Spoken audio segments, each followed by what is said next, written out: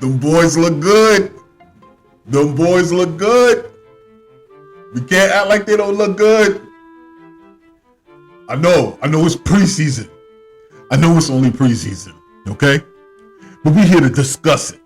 And we're here to discuss it through Knicks Deli, okay? So, bro, we got a lot to talk about.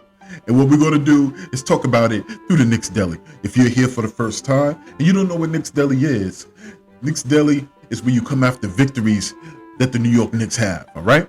And there are 4 things on the Knicks Deli menu, okay? There's the bacon, egg, and cheese, which is mandatory in the morning in New York. So if you are a Knicks fan, but you're not from New York and you're unfamiliar with the culture, bacon, egg, and cheese is the culture, okay? And here at the Knicks Deli, bacon, egg, and cheese means who were the 3 players that really had a significant impact on the game and helped us get this victory. Okay, so we're going to talk about who those 3 players are, who is the bacon, who is the egg, and who is the cheese. Okay, second thing on the menu is the dollar slice. And if anybody knows New York, you know New York has the best pizza in the world. Okay, so the dollar slice is a slice of pizza you used to be able to get for just $1. And that's what we're going to look at. And that thing was a staple of New York. It was a staple. It was stabilizing. Okay.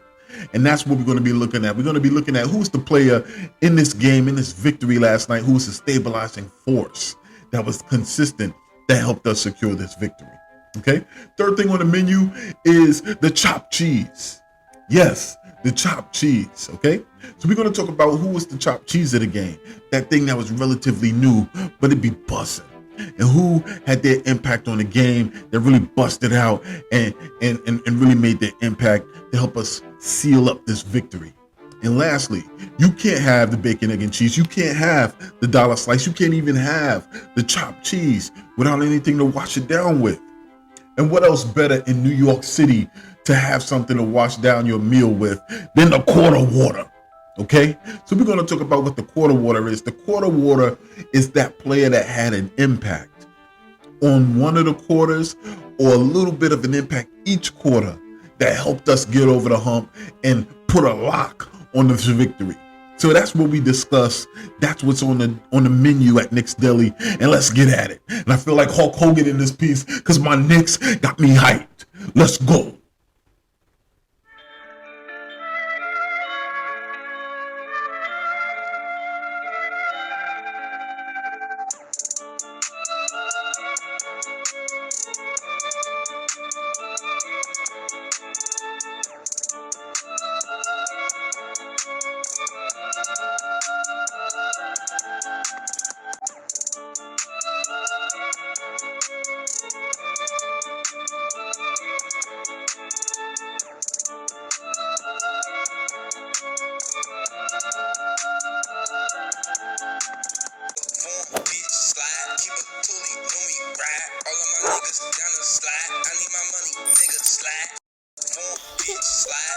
Best condition, most professional, unselfish, toughest, nastiest, disliked team in the NBA. We didn't care about it.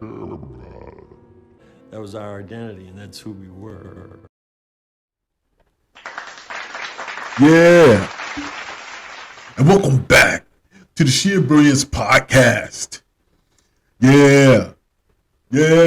I know it's only preseason. But I'm your host.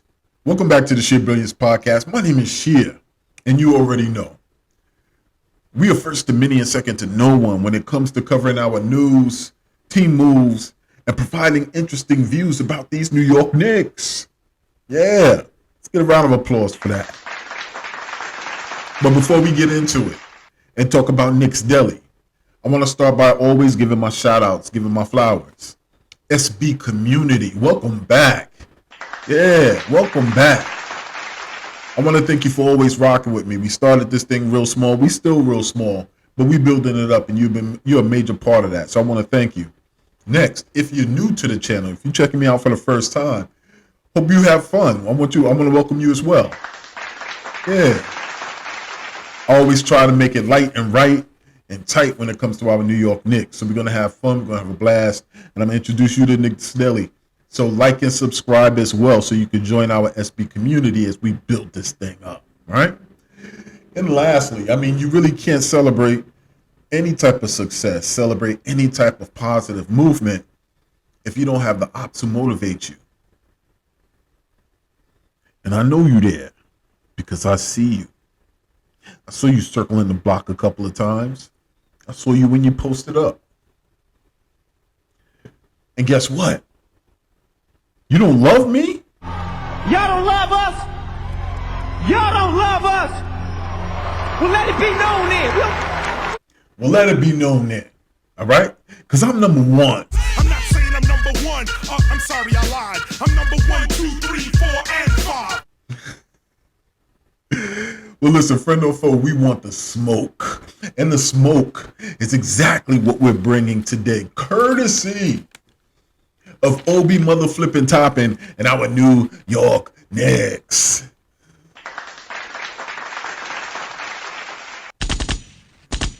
Oh, this is New York, so those come with it. Listen, it's only game 2, once again, of the preseason. But there is something brewing. There is something brewing in Madison Square Garden. Don't you smell the aroma? And if you smell what the Knicks are cooking, okay, come to Knicks Deli. We serving it on the menu. So for those of you who are unfamiliar with what Knicks Deli is, Knicks Deli Edition is a portion of the Sheer Brilliance podcast that I have every time the New York Knicks have a victory. Okay, preseason, regular season, playoffs, Knicks Deli will follow every New York Knicks victory. Okay, and if you're visiting the Knicks Deli for the first time, there are only 4 things that are on the menu. And I talked about them in the intro as well. So we're going to talk about who the bacon, egg, and cheese of the game is, what 3 players contributed highly to the win. Then we're going to talk about who the dollar slice is, that stabilizing play, that stabilizing factor that we can rely on and depend on to help us secure this victory. Then we're going to talk about who the chopped cheese is. And that chopped cheese is that person that's, that relatively new, had that relatively new impact on the game, but that joint be busting. Okay? And then we're going to follow that up with the quarter water and see who the quarter water was, that player or collection of players that had an impact on the game or throughout the game in different quarters. All right? So we're going to talk about who that was, and then we're going to tie it all up with the nah, son, nah, you wildin' portion of the game, where we point out something that's unique about the game that made you say, you know what, nah, son, you wildin'. All right? And we're just going to tie it up with parting thoughts. So that's what Knicks Deli is. I don't want to waste any more time. I've been talking for a lot already. Let's jump into it, okay? So you let me know in the comment section, who do you have as the bacon, the egg, and cheese of the game, all right? If I'm going to start it off right, I got to start it off right with Obi Mother Flippin' Toppin. Round of applause for Obi Toppin. Yeah. Obi Toppin, you are the bacon, brother. You are the bacon of the bacon, egg, and cheese this morning, okay? Let's look at this man's stats real quick, okay? Obi Toppin is looking at 24 points, 3 rebounds. He was 4 of 7 from the 3-point line, okay? Now, the biggest narrative that's on the streets right now is, damn, Obi should be starting, or Julius should be traded, or whatever have you. We need to, first and foremost, we need to put that on a pause. We need to stop that because both of them are on the team and both of them are getting playing time. But last night, Obi Toppin didn't start. He didn't have to. He came off of the bench and Tibbs decided to let him get some burn. And burn he did, all right? Started out a little bit shaky, all right? I will say that. But once again, Obi was electrifying last night. Whether it was his scoring ability in short spurts, he has that explosive ability. His athleticism, Obi set the Garden on fire last night. He was electrifying. He was athletic. He was active hands on the defense. He was an engine. He really was an engine to what it is that we did last night, and it was fun. Like, his energy sets New York on fire. And there was the Obi chants. There was an Obi chance last night. And I kind of, what I don't like is it wasn't a direct zoom in on the face of Julius, but it was a quick flash once the Obi chance started happening to the bench. And I think now Julius is trained to look for the camera because he knows that the camera's zooming in on him. But it was very minor, but I noticed it. But what I love about that is Obi is New York's own. And I think that's why everybody pushes for Obi. Obi's from Brooklyn. He's a young guy. He has that look that if he's part of the face of the team moving forward, it kind of shows that we're current. When KD was just talking about, look, Knicks ain't cool no more. I don't want to keep hashing that. That's going to be the last time I mention that. But it is important what the face of what the feel looks like of the team. And if the team is young, fresh, swagged out, and good. And Obi, to have those type of scoring outbursts, the athleticism, his look, he looks like New York. And I think that's why the crowd loves him so much, man. But he really showed up and showed out last night. Like I said, I was watching his gameplay. He was a little bit,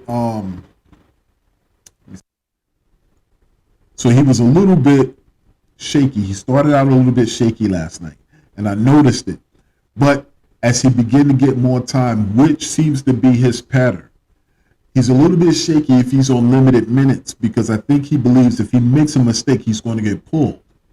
But when he's given the opportunity to work through the first few butterflies, to get those mistakes out of the way and to get into a rhythm, is when he really starts to get comfortable. Those 3-point shots that he made, he didn't even think about. It was effortless. He just put them up, and it looked smooth.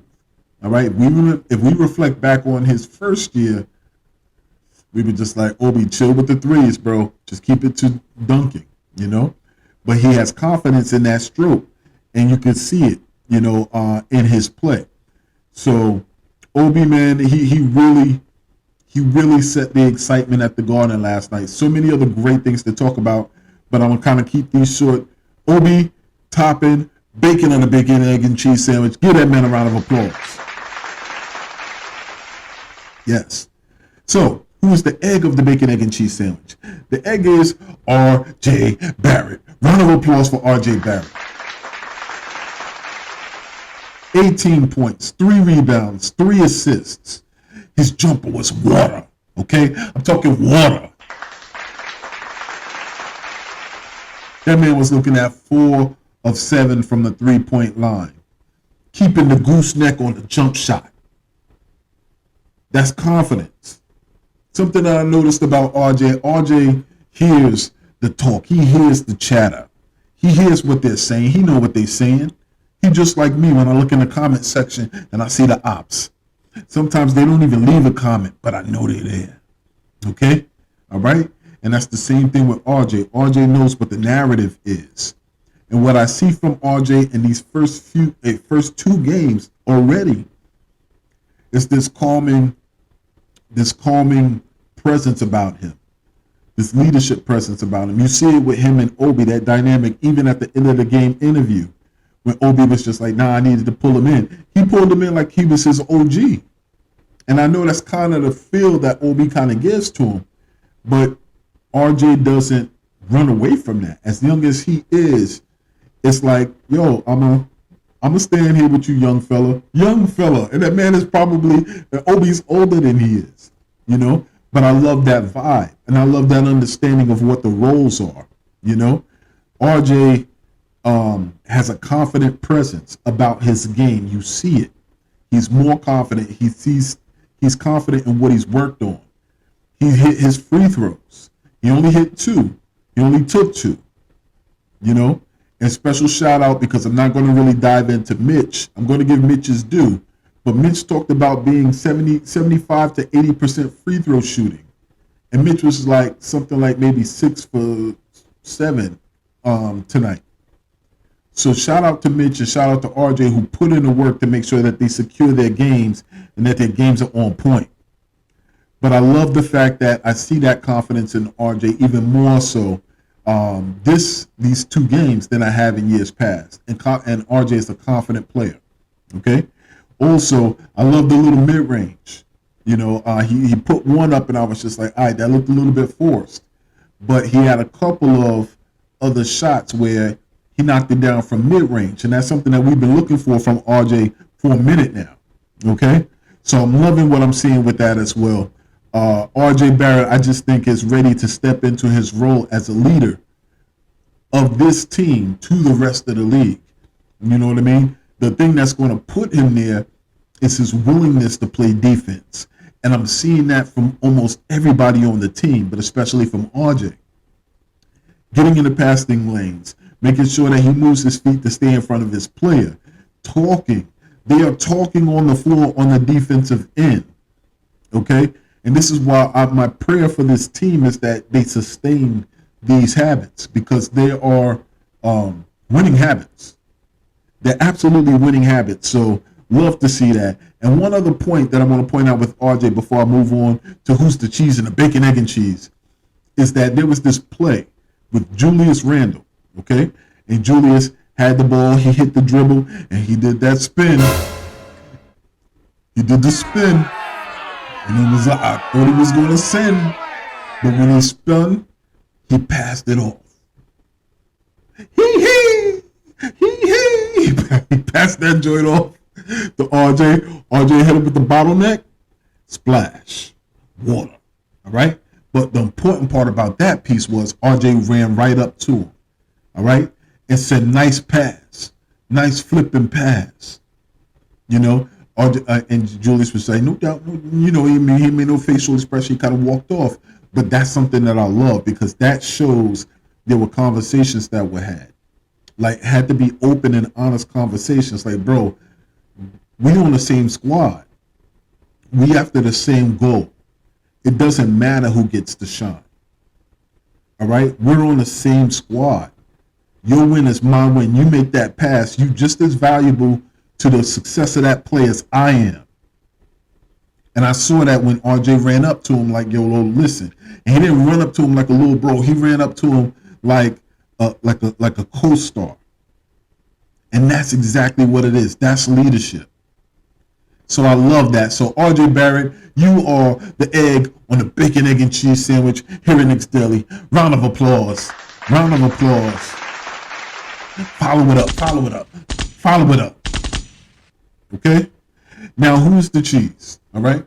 Obviously, not obviously actually, but the cheese today is Jalen JB Smooth Brunson. Let's go, JB. Round of applause for JB. Well deserved. Another one. Now, I'm calling him JB Smooth, and if you didn't watch the game and you open up the box score, you may look at his stat line and his field goal percentage, and you say, yo, JB wasn't that smooth. I think it was something like 4 for 12 or 4 for 11 from the field goal, all right? But let's look at it. You know, he had 17 points, and he was 4 for 12, so it was an ugly shooting effort if you were simply to look at the box score. But what I will tell you is it was a beautiful impact on the game, okay? Because ultimately what he did was he was 9 for 9 from the free throw line. 9 for 9, which meant many of those efforts were drives to the basket, drawing fouls. When you find a way to impact the game positively without being able to score, you are a contributor to a winning basketball team.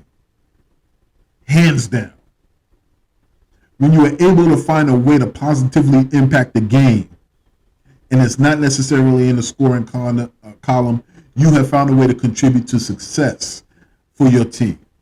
And that's exactly what Brunson did. 4 assists. I looked at that man and I was just like, yo, listen, that is our point guard. He has made another step towards proving that that was a legitimate trade and that he is a legitimate starting point guard in this league. The New York Knicks have got one. We got one, bruh. We got one. They can't say nothing. We got one. All right? Pieces and blessings to the health of that man, because we will go as far as he takes us. The New York upper management, they tried to downplay it. He's not the savior. All right? But Tom Thibodeau couldn't have said it any better. He couldn't have said it any better, but he was just like, he was like, he's him. He is him. All right. And for us, he is him. Okay. And I noticed that there's a pattern developing. And let me just talk a little bit about that as well.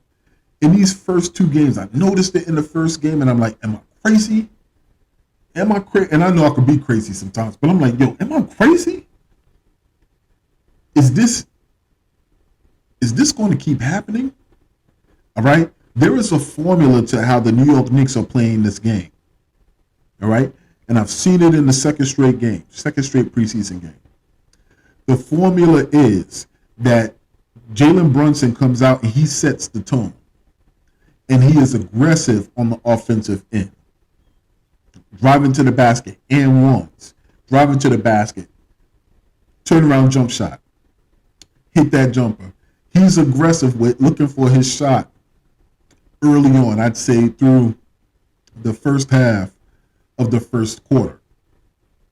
Jalen Brunson he's not really he's looking for his shot. Now, as you start to get into the second half of the first quarter and bleeding into the early part of the second, now he's starting to look for Jules and he's starting to look for RJ. Okay? I'm trying to get them up and going. I'm trying to get them a rhythm. I'm trying to get them involved. Let them cook a little bit. All right? So by time the second half of the second quarter and going into the third, now Julius is looking for his shot. RJ has hit a couple of corner threes. He's taken a couple of drives. Now they're into a little bit of a rhythm. Okay? And then second part of the third going into the half is when Terror Squad comes into the game, and then you start getting a little bit of, Derrick Rose, a couple of shots maybe from IQ, Obi, got a couple of putbacks or whatever have you. And then you're looking at it that way. Maybe Hartenstein will hit a 3 or 2, but Terror Squad starts to come in and make their impact known on the game mid-third quarter into the half. Okay? And then in the second half, once again, that's also not letting it slip. So the starters will come out in the second half, and they're right back at it. JB is going to set the tone once again, get a couple of shots, but now he's going to be a little bit quicker in getting Randle and RJ involved. Okay? Same thing with Ev. Once Ev is back, splash. Couple of critical threes from him, you're going to get moving. But then Tibbs is not going to wait so long to start bringing in Terror Squad, because that's when he starts bringing in the main components of Terror Squad, whether it's Obi, IQ, and then he starts mixing the starting lineup with the Terror Squad. So he'll let RJ run with Obi and Derrick Rose, okay, and IQ, or he may throw Julius out there with Derrick Rose and IQ, okay? And he never really has Julius and Obi on the floor at the same time. And I know a lot of people have a problem with that, but I think he's designed the offenses around those two power forwards. So he sprinkles the help around them. So they are like the singular, consistent, constant, okay? So we can't be like, oh, I want to see them play together. Nah, man, like they are the guaranteed dump the ball in for the points mismatch that they'll probably have against every team at the power forward spot. So Tibbs knows what he's doing, but that is the formula. And then when you start to get to who closes the game, last night something was crazy that I saw. Tibbs had all 3 point guards in the game at the same time. Tibbs had Brunson, Rose, and IQ in the game at a certain point at the same time. We got closers. And Tibbs is like, when he goes to closing time, he wants to put pressure on, he got somebody to go to. But last night, Terror Squad was a problem. We're going to get to that. Okay? But, needless to say, man, it was good to see that we have finally a floor general, somebody that Tibbs trusts. Okay? And that last thing that the league wanted to see is Tom Thibodeau get a point guard. the league is in trouble. All right? So, needless to say, that formula, I'm here for it. Okay? So, when we were talking about the bacon, egg, and cheese, I hope that formula for success is successful for years to come. But for this edition of Knicks Deli, we want to once again celebrate the bacon being Obi Toppin, the egg being RJ Barrett, and the cheese being mother flipping JB Smooth, Jalen Brunson. Round of applause. Okay? New York round of applause. Gunshot. Okay? Do me a favor really quickly. Put in the comment section if you had anybody different. Who was your bacon of the game? Who was your egg and your cheese of the game? Do me a favor, put that in the comment section. I want to be able to see if y'all had the same people on the menu that I had. All right? Jumping into it next. Who was the dollar slice of the game? Okay? Everybody knows the New York Knicks have the best pizza in the world. And once again, I know where I'm at. I'm in Indiana. Chicago's right there. Chicago, that is not a pizza. That is a dish. All right? That's a dish. Okay? New York has the best pizza in the world. And here on our menu, the dollar slice, back in the day, used to only be $1. Slice of pizza. In many places, sometimes you can find them in New York where it's just $1. Okay? We got the best pizza in the world. And for New York, that dollar slice is the stabilizing factor. Okay? So who was the player of this game that was the stabilizer? And the dollar slice goes to none other than Julius Caesar Randle.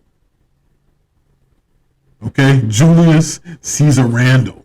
Dollar slice. Round of applause for Julius.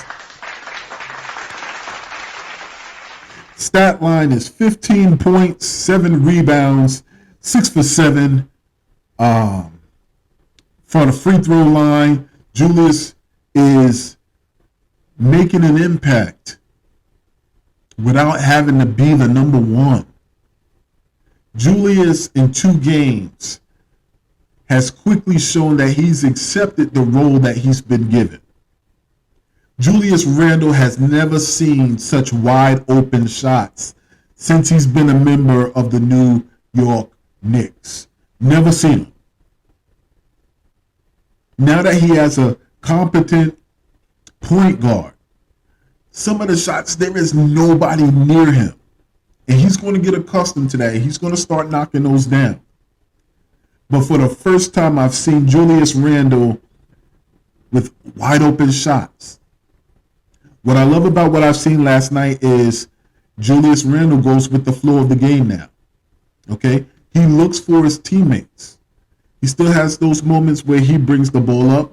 But once again, I've seen Obi bring the ball up. I've seen Jericho's saucy dribble Sims bring the ball up. So by design, there are a couple of players who can bring the ball up and get us into our offense. But I'm proud of Julius and what I've seen. He's comfortable not having to have that weight. And not only is he comfortable, but he is welcoming of it. And you can see it in his body language. I talked about JB setting the tone with the offense. For Julius to be able to kind of sit back and see he doesn't have to do that. He now realizes he's one of many weapons we have. I think Obi said it last night, everybody on the team can score. I know the Jazz is going to be kicking themselves sometime during the season because they're going to they really didn't know about the young players we had on our squad. Let's be honest. They tried to do their homework later on in the process, but they also still tried to sun New York into thinking that what we had to offer wasn't as valuable, that we only placed that value on them. Watch they be talking about us, but watch the Jazz be kicking themselves, especially if they don't get Wembanyama. Okay? But with Julius, man, I'm telling you, I've never seen him so relaxed. I've never seen him, I'm lying. He wasn't as relaxed 2 years ago when he had that MIP season, but he was determined. He was in his bag, and I see a glimmer of that determination in his eyes again in the second game, in the 2 games that we watched. Something else that I've seen in his eyes is a look that I've only seen one other time by a player in a New York Knicks uniform.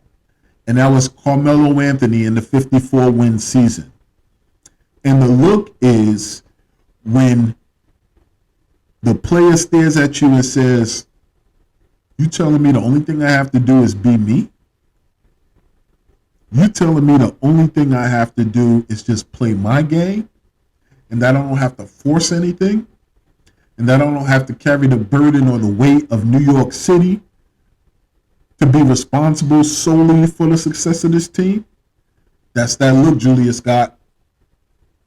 Julius got that look like, all right, if hits the fan, I'm not going to be the one New York blames alone. It's going to go somewhere else. All right? That's that look, and I'm loving it. I'm proud of it. Only, like I said, only Melo can speak to what that weight was before. Okay? Now, what Julius is going to have to get accustomed to as well is sharing that success.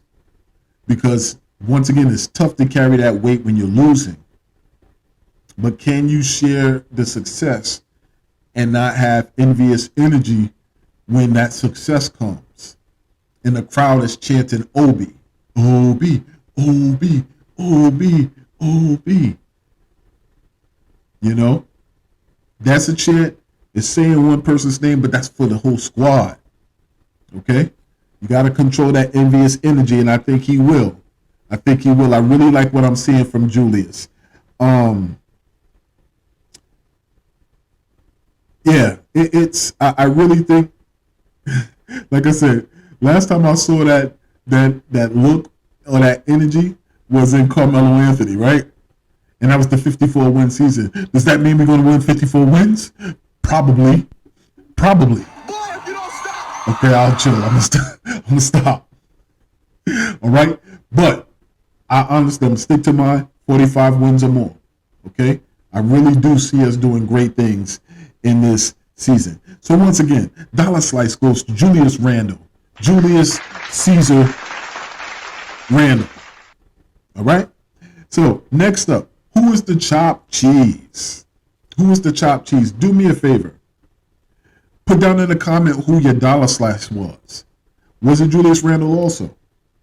All right. And while you're doing that, really quickly put who's your chopped cheese of the game. Who is the chopped cheese of the game? Now, the chopped cheese talked about is the third item on the menu. And that thing is kind of relatively new for New York, but that joint be busting. So we want to talk about what's the player. Who is the player that was the chopped cheese of the game? You know, that either came into the game and added a fresh, injection of energy. Or had a game that was really busting last night. And the person who I'm going to award the chopped cheese to is IQ. Ladies and gentlemen, shout out. Put your hands together for a round of applause for Immanuel Quickley. IQ of the game. Okay? Chopped cheese of the game. IQ has 17 points, 3 assists. He was 3 for 6 from the 3-point line. Okay? Now, I put IQ because last night was an exciting win. The game was excellent. Everything that we've seen in the first game, we saw in the second game, and I'm hoping that is the fabric of our team. We've seen cohesion. We've seen chemistry. We've seen pace. We've seen active hands and a commitment to the defensive end. We've also seen ball movement. And last night, the only part that stood out to me as a piece that I'll say was a criticism on the game there were a couple of pieces that I'm going to point this piece out, was by the third quarter, the game began to get choppy. And that's the irony, because that's why I gave IQ the chopped cheese of the game, because he was responsible for the choppiness. Okay? When the ball got to him, he was looking for his shot probably more than I would have liked. All right? He was a little bit choppy. The ball was sticking once the ball hit his hands. And there was a couple of times where I was just like, keep the ball moving. But IQ was determined to kind of get into his rhythm. And the only time he could get into his rhythm is if he were to get 1 or 2 shots to fall. Okay? So there were moments when he was putting them up, and I was like, no, yes. So he had me no, yes in the third quarter. And I was a little bit tight with him, you know. He was getting shot happy, like I said, a little bit out of control as well. But it didn't take long for that to be fixed. Tom Thibodeau called like 2 or 3 timeouts in the third quarter to address it. And I love that. Tom Thibodeau is in mid-season form in terms of coaching. He's coaching like, we need to get this right now. Let me point this out right now while these games don't count, while these lessons can be learned so that we don't have any fall off going into the season. All right? So I love that. But one thing about IQ has ice water in his veins. He has ice water in his veins. That man never lacks of confidence. You know, and I love that. I'm starting to see not only it looks like IQ is settling into his role as a New York Knick, you know, and that's the whole squad. Something that's going to continue to come up throughout not only this video, but many other videos is the familiarity that comes with them having been together for at minimum 3 years. I think the only new person, Obi pointed this out, is Isaiah Hartenstein. He's the only person that's really kind of new to this group, in addition to Brunson. Brunson feels like he's been with us since the beginning. And Hartenstein does as well. But there's a lot to be said about having this group together, grow together, be supported together, and develop together. That's all we've been asking. I think we're going to see the fruits this season. Okay? Last night, once again, IQ showed that he was definitely stronger. He was more settled in his role and himself as a player on his team and what he contributes. And listen, it showed in his play. So once again, let's give a round of applause for IQ. Immanuel Quickley, the chopped cheese, here at Knicks Deli. Okay? Do me a favor as a reminder, put it down there. Who is your chopped cheese? Also, really quickly, like and subscribe this video. Okay, your support I truly, truly value, and it's going to help me build this thing out. Finally, we are down to who is the quarter water of the game. Quarter water. Now, the quarter water is the person that comes in, or the group of players that come in and really impact the game in a quarter or a little bit. You see their presence and their mark is made on each quarter of the game. Okay? And the quarter water of this game is Terror Squad. Terror Squad. Our bench unit. Okay? I absolutely love the Terror Squad. This year, our depth on our team is going to be our strength. We are truly a big 15 going into the season, and we're not even 100% healthy yet. We're not even 100% healthy yet. Listen, bench unit came in. Now, I'm not going to front. I can't front. The first, earlier in the game, once they started coming in, they were shaky.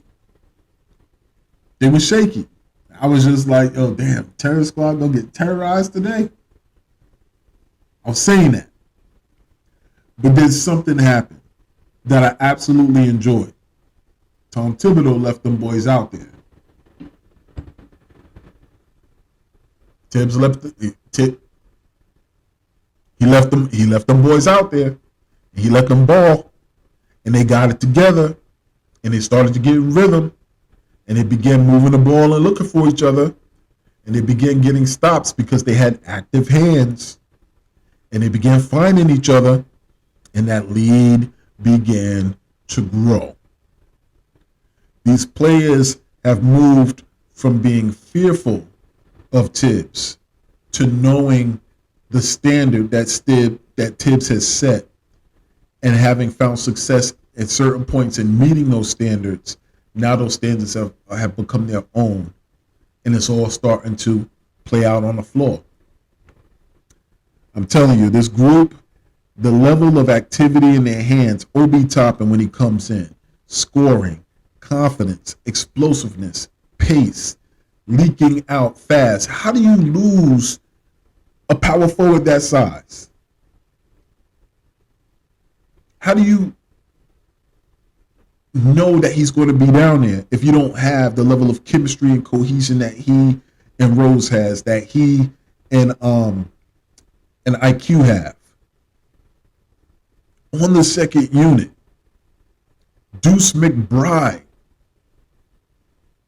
confidence.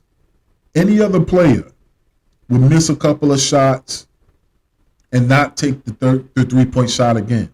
Not McBride. Coming in there, active hands, disrupting, deflecting passes. Jericho, saucy, handle Sims. You know what I mean?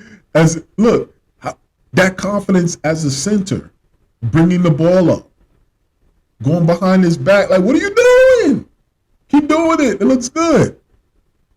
Bro, Terror Squad is going to be a problem this year. The league will be talking about our second unit, and they're going to be trying to put some dissension in, like, should this person be starting or whatever. We can't fall into that. We have to stop ourselves from doing that. Obi versus Julius. They're both on our team, and they're both going to get minutes. So we can't complain when outside media does it if we doing it ourselves. We got to stop that. All right? So, man, our depth is legit. And like I said before, the familiarity, the cohesion, the chemistry, those are our assets. We talk a lot about assets this summer. Those happen to be our main assets. Okay? Knicks Nation, we got to support them. We got to stop putting them against each other. So, once again, the quarter water here at Knicks Deli this morning is the Terror Squad. Shout out to the Terror Squad. Yeah. So there you have it. Lastly, I want to talk about the nah, son, nah, you wildin' moment of the game. All right? So the person that we usually select for the nah, son, you wildin' moment of the game or the situation, today is a person. And for the second straight game, two time selection of this award goes to Uncle Clyde Frazier. Okay? Clyde Frazier. Now, it was a funny moment in this game where there was a player on the Indiana Pacers by the name of Jalen Smith. Okay, Jalen Smith. I'm going to put his picture on the screen. Jalen Smith is number 25, all right, on the Indiana Pacers. And he had just committed a foul on one of the Knicks players. And the cameraman zoomed in on the player, all right? And Clyde said, he looks like David Ruffin. And that, I was just like, what? So for those of you who don't know who David Ruffin is, you may be a little bit young. David Ruffin is the lead singer of a legendary singing group called The Temptations. I know you want to leave me, but I refuse to let you go. Yeah, David Ruffin, you know? And I was like, I looked at him, I was just like, yo, I'm kind of familiar with what David Ruffin looks like. And he kind of does. So I had to put this picture up. And then I had to put this side-by-side picture. And now, God dang it, Clyde, I can't unsee it. I can't unsee it. That kid does look like David Ruffin. He needs to go get a DNA test because they must be distant relatives or something. But I just thought it was funny that Clyde brought that up. And it really landed him the nah, son, nah.